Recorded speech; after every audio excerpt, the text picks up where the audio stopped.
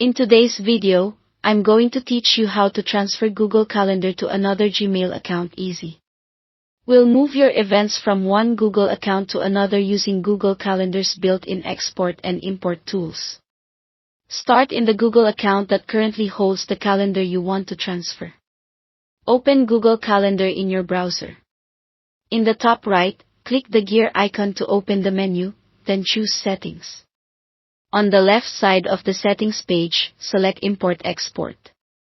In the Export section, click Export. This downloads a .zip file to your computer with one or more .ics files inside. An .ics file is a standard calendar file that stores your events. Open the downloaded .zip file to see the .ics files. If you have multiple calendars under this account, you'll see one .ics per calendar.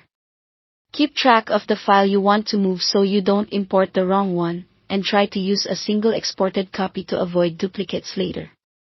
Now switch to the Google account where you want these events to appear and open Google Calendar there. Again, click the gear icon in the top right and choose Settings. Go to Import Export on the left. Under Import, select the .ics file you just exported from your computer. Then choose which calendar in this new account should receive the events. If you aren't sure, the default calendar works, but picking a specific calendar can help keep things organized.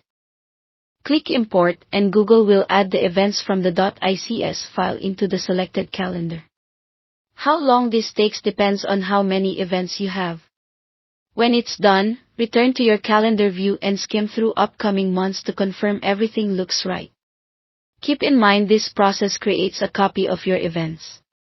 It doesn't keep the old and new calendars in sync, so changes in the original account won't update here automatically.